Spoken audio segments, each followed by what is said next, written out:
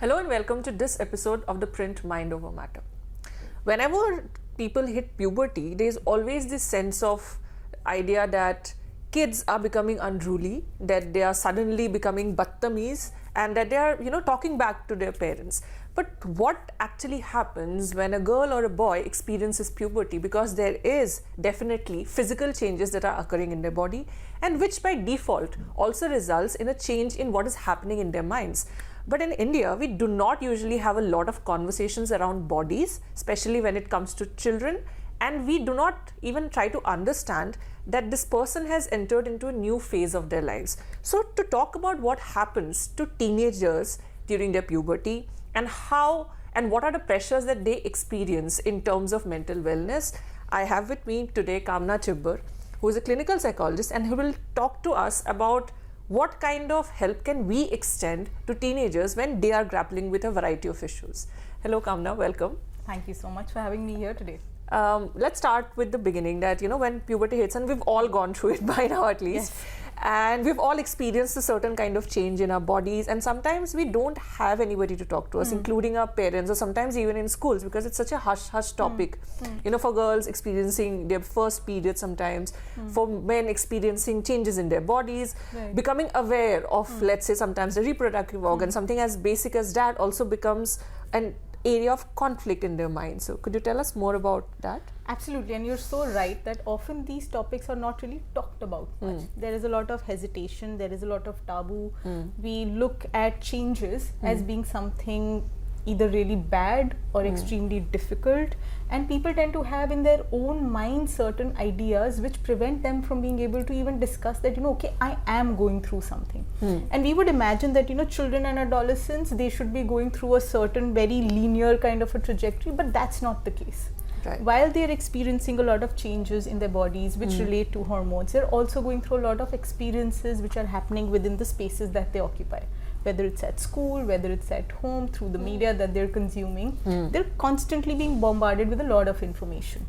And what we don't register a lot of times is that we need to keep on transitioning according to the transitions that children and adolescents are going through.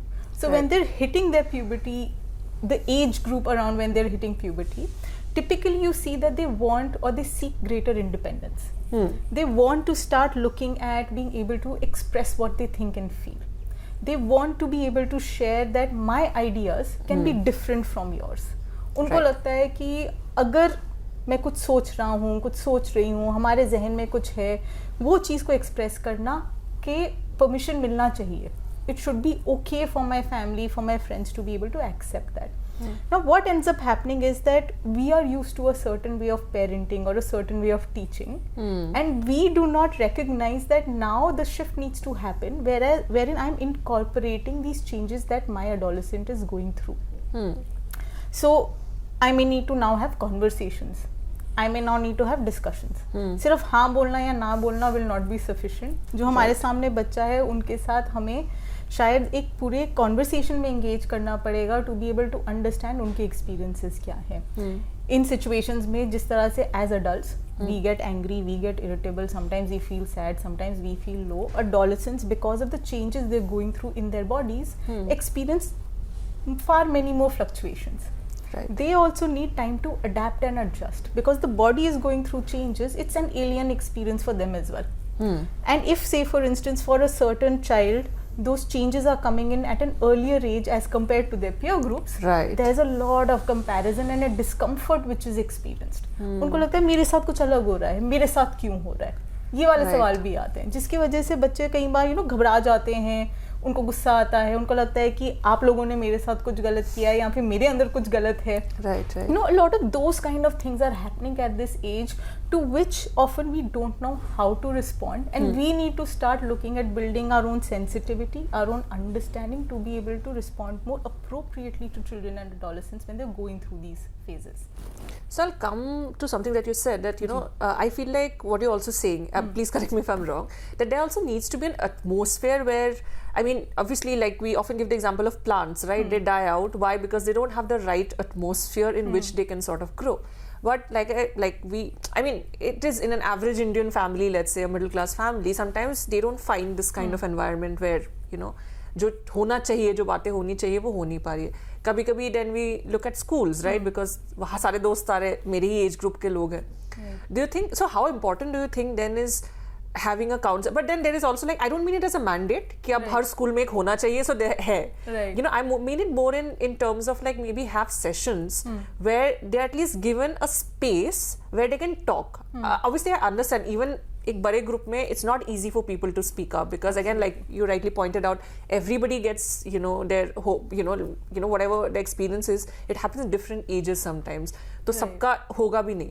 But how important do you think is that space at least to exist, that physical or even mental space to exist, जहाँ at least they know okay there is help if I voice, as opposed to there is no space for me to say anything, right? No, you're absolutely right. बच्चों की उतनी ज़रूरत है जितनी हमारी है.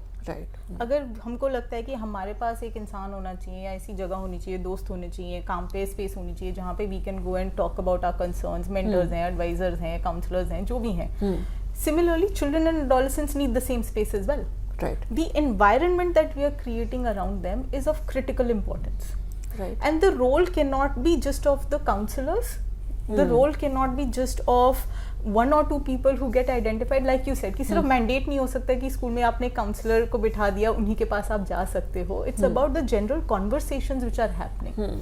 Some of these can happen by experts who come in and talk about certain topics, give certain information, help children develop an understanding, help the peer groups develop greater sensitivity towards what others' experiences can be. You help build that empathy, you help get them an understanding of mental health, of well-being. You can do that. But overall, what is going to be more important is what is the greater culture that we are creating, the greater environment that we are creating, whether it is supportive of children expressing their needs, sharing their emotions, talking about their reactions, the impulses that come within, and then learning how do I maintain a way which is going to be more effective for me, which enables me to be able to take decisions, solve problems in ways that I am coping well across situations of my life and I am able to do well overall. Now that cannot happen through a one-off workshop. That can happen if you have that space available, like you rightly said, that I feel comfortable, that I know I can go and talk to someone. That talk to someone could be a peer, it could be an adult, it could be a teacher, it could be the didi, it could be the driver bhaiya, it could be the parent, it could be the grandparents. And I actually feel that with the narrowing of the familial fabric over a period of time, somewhere children are losing out, because what used to happen when we were younger, we had grandparents, we had Masi and Mama and Taya ji and Chacha, and there was so much connectedness. We knew who our neighbors were. I could reach out to, if my mom is not there, I could go to my neighboring auntie's house and be assured that there is going to be no problem. I would be taken care of. मुझे खाना मिल जाएगा, मुझे कहीं पे कुछ सोचने की जरूरत नहीं है, कोई पैनिक नहीं करेगा कि मेरा बच्चा भाग गया.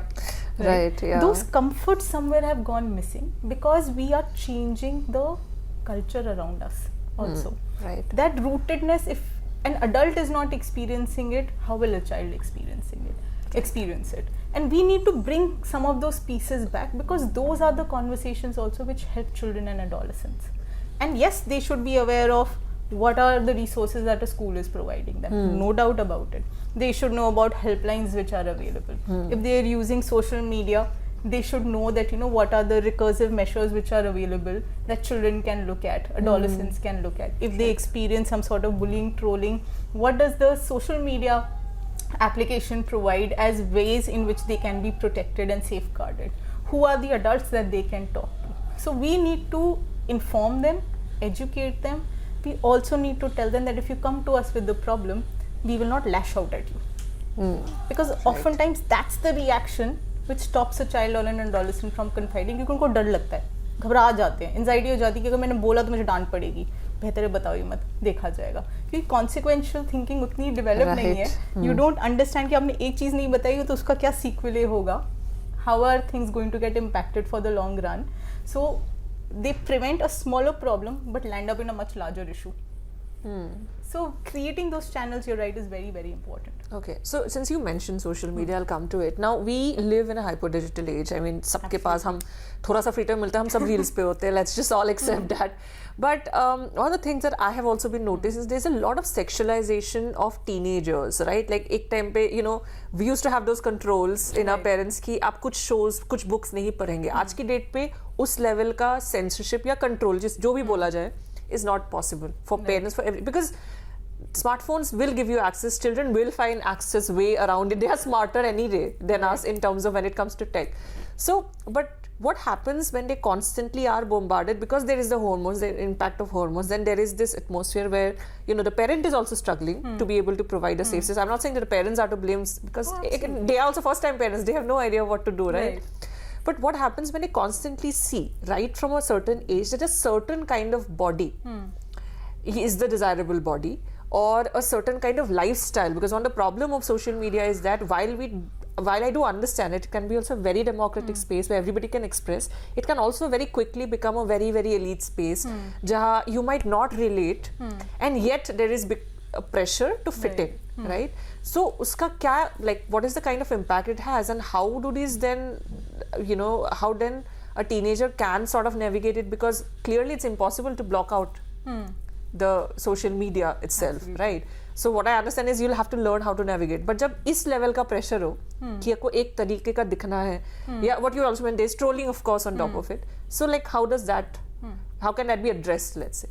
No, I think that's extremely valuable. The one thing that you're mentioning here, कि देखो media कहीं जाने नहीं वाला है. Media, social media is here to stay. So saying that, you know, access बंद कर दो, हटा दो, are not going to be the only solutions. Yes, you need to be able to monitor and modulate the amount of media that is being consumed, because you want children to have a whole-rounded development. Right. You want to ensure that they understand that life has many facets to it. You know, one is that what you do in the virtual space, but there is also the real life. So you need to have friends, you need to go out for sports, you need to make sure that, you know, you're reading, you're listening to music, you understand that life has a lot more. Right. So yes, we need to emphasize that we need to be more informed and involved with what the children are doing, but we will still not be able to fully take away the impact that the media that they do consume, even if it's for half an hour, that it will have. An impact will be there. Everything that you will watch, everything that you will read, see, hear, will have some sort of an impact, because there is some takeaway that does happen. Something gets registered in the brain. That's true for every adult, that's true for every child, and children and adolescents are more impressionable because they have a limited range of experiences that they have gone through. So what becomes extremely important is that as an adult who is around a child, how involved am I in knowing what is the kind of content they're consuming? It's not just about knowing what they're consuming, it's about being able to understand the various implications consumption of that content has. So if a child is watching a song, right, you need to now think of a song में कैसे words थे, किस तरह के videography थी, क्या चीज़ दिखाई गई थी, what was the scene that was being played out, and try and understand what could the child be taking away. And then you talk about those pieces. So if you hear that, you know, certain words were utilized which you are not okay with, address it, and address it the first time. Right. If you feel that a child is going to get impacted because they are seeing a certain body type being promoted, sit down and have a conversation.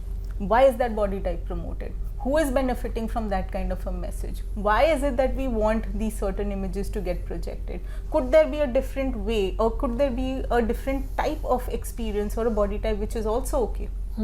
Are we raising and enabling children to raise those questions? So what becomes important is media literacy. Are we making our children aware that every message from media that comes towards them will have an impact, could have a potential underlying meaning, could have a certain motivation, but there could also be other ways to look at it. There could also be other things that exist which could be different from what is being presented here. There could be another perspective on what is being shared. Helping children ask those questions is important, and I really believe that we need to work very actively towards enabling children and adolescents to build these media literacy skills. Whether it's in schools, whether it is parents, whether it is teachers, we all need to be talking to them कि भाई सवाल उठाओ, सवाल पूछना ज़रूरी है. सवाल पूछोगे, समझोगे, आगे चल के you will not just be an unconscious consumer of every content. Right. That's how you learn. And that is something which I feel is very critical, would be helpful to children and adolescents in the long run.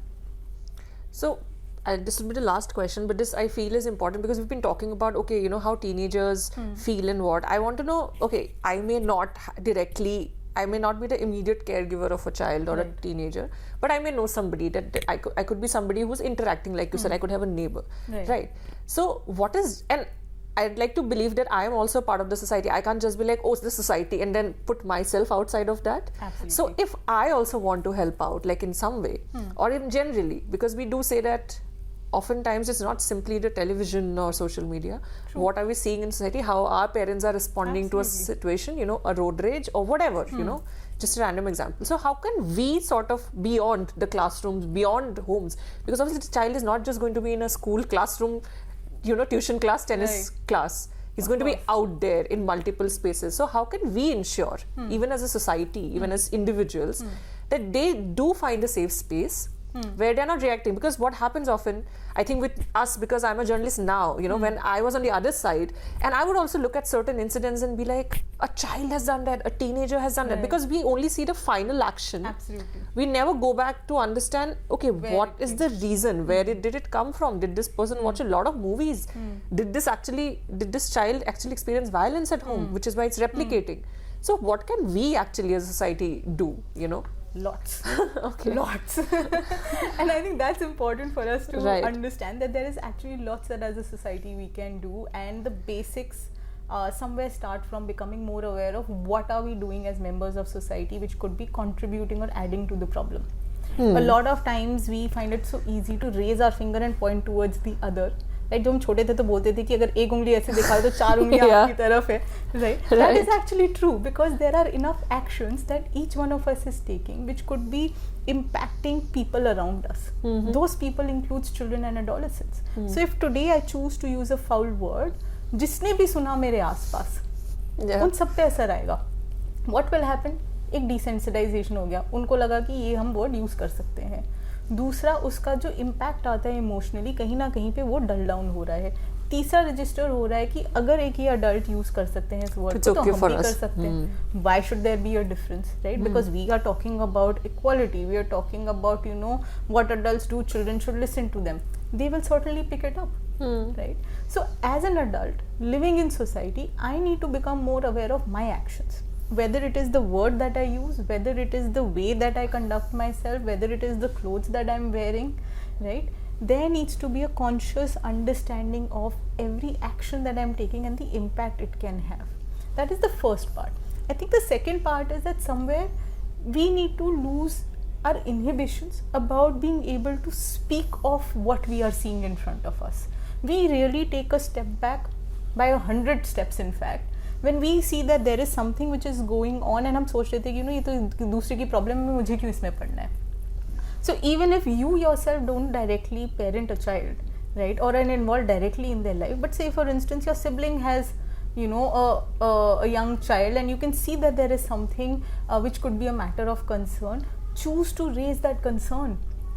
Don't look at it as not my responsibility, not my problem.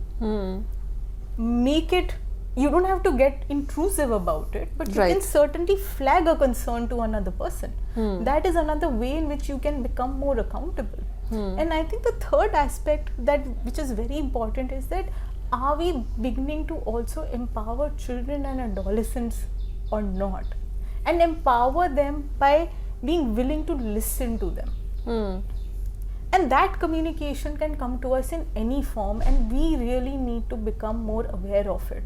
That, you know, if a child is approaching you and trying to talk to you about a certain thing, don't dismiss it. You know, if they are even choosing to talk about something which you think is completely frivolous, hear them out. Because every time you will dismiss what they're trying to share, they will go more into their shell. They will think that it's not okay for me to share, or the other person is just not interested, and those things pile up. That's where they start seeking out more of their peer group, because बच्चे आपस में तो बात सुनते ही हैं. It's the adults who go miss. somewhere in the middle. Right. So as adults, you need to start getting involved and be willing to be involved. And I know we all go through a lot of stress, a lot of pressure. Work is a huge thing with the economic ups and downs, everything that we keep on hearing around. We are all concerned. We all have multiple roles that we are playing in our homes. Like I said, the narrowing of the social fabric is somewhere impacting all of us in our families, in our homes. And yes, it takes away time, but this is an important thing that you need to address and invest in. I think the younger generations have so much potential. We have all become adulterated right over the years, but they are the ones who have the potential. They are the ones who need to be nurtured and given the right opportunities and platforms, and it is each and every person's responsibility to ensure that we are doing that for them. This was like such an interesting insight because, like I said, I think oftentimes we are so, at least I am far removed from actually immediately interacting probably with teenagers, but I do see them around me, and I've also felt like, okay, you know, they're existing in such a different kind of age than at least I did. What are the issues that could be? But this is really insightful, and I think we'll eventually do another part of it where we'll discuss more issues regarding, you know, teenagers, and, you know, what are the steps that not just they themselves, but as parents, caregivers, and as, you know, we've already just discussed, the society we can take up. Thank you, Kamna, so much for talking to me. And subscribe to our YouTube channel, and please follow us on our social media handles too.